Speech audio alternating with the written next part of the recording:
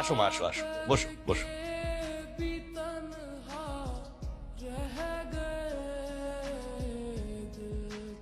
আরে ছেলে মেয়ে তো আমাদের ঘরেরই ছেলে, এত দেখা দেখি কি আছে। হ্যাঁ সেটাই তো, সেটাই।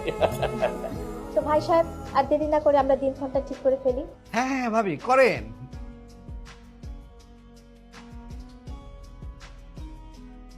আঙ্কেল, ওদের একটু আলাদা কথা বলা দরকার না?